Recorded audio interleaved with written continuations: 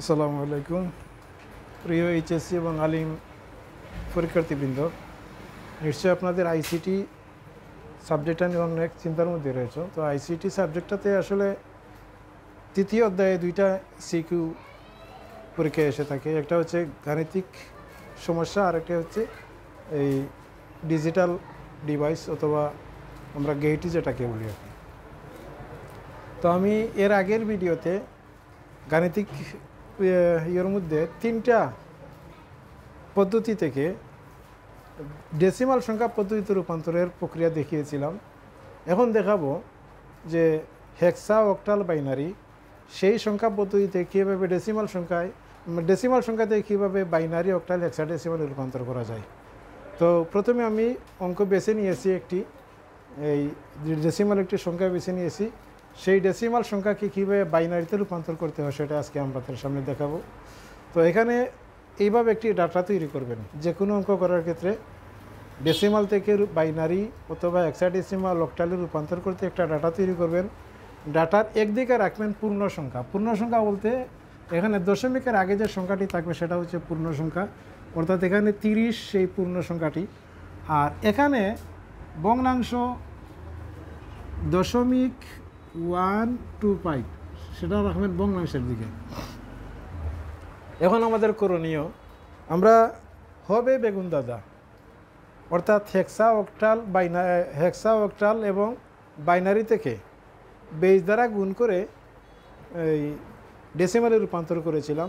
এখন ডেসিমাল থেকে যখন আমরা হেক্সা অক্টাল বাইনারি এবং এই অক্টালে যাব তখন বেজ দ্বারা ভাগ করব। তো এখানে ডেসিমাল সংখ্যাকে বাইনারিতে নিতে হবে, সুতরাং আমরা বাইনারির বেজ হচ্ছে 2 দ্বারা একে আমরা ভাগ করব। 2 দ্বারা 30কে ভাগ করলে কত হয়? 15কে যদি আবার 2 দ্বারা ভাগ করি কত হয়? 7 দিয়ে 14 হাতে আছে, একই হাতের একটা এখানে লিখে নেবেন। আবার 7কে 2 দ্বারা যদি ভাগ করি তাহলে 3 বার, 2 3 6, হাতে আছে 1। আবার 2 দ্বারা 3কে যদি ভাগ করি কয়বার যায়? একবার, হাতে আছে কত? 1। এটা স্বাভাবিক বিয়োগ, আপনারা সবাই বোঝার কথা।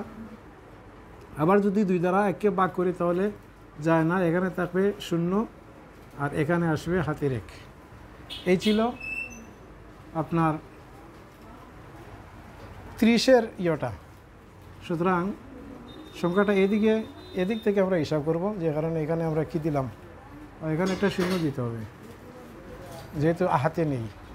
আর এখানে 2 দ্বারা গুণ করব, প্রত্যেকটা সংখ্যাকে 2 দ্বারা গুণ করলে পূর্ণ সংখ্যা যদি এদিকে আসে তাহলে এদিকে লিখবো। তো 0.125 ইন্টু 2 কত আসে? 0.25 যেহেতু পূর্ণ সংখ্যা পাই নাই, সুতরাং এখানে থাকবে। আবার আমরা 2 দ্বারা গুণ করব, আসবে 0.5, এখানে আসবে 0.5, পূর্ণ সংখ্যা পাই নাই। আবার আমরা একে 2 দ্বারা গুণ করব, এখানে আসবে 0.0, 2 পাশে 10, এখানে আসবে 1। এই হচ্ছে পূর্ণ সংখ্যা। পূর্ণ সংখ্যা পাওয়ার পরে আপনার আর কোনো কিছু করতে হবে না। তো এইটাতে 0 পূর্ণ সংখ্যা ছিল না, এইটাতে 0 পূর্ণ সংখ্যা ছিল না। তো এই ছিল আপনার ভগ্নাংশের পরিবর্তন। এটাকে আমরা আবার এদিক থেকে লিখব, তাহলে কি লেখা যায়?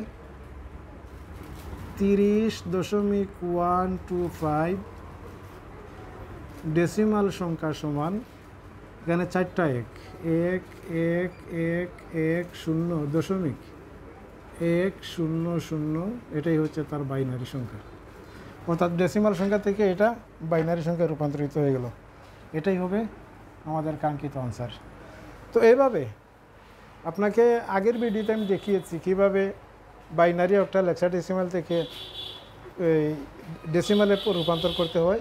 সেম ওইভাবে ডেসিমাল থেকে প্রত্যেকটা পদ্ধতিকে বেজ দ্বারা, যেমন অক্টালকে করলে আপনি 8 দ্বারা ভাগ করবেন, হেক্সাডেসিমাল থেকে যদি করেন দশমিক নিতে হয়, দশমিক থেকে যদি হেক্সাডেসিমাল নিতে হয় 16 দ্বারা ভাগ করবেন।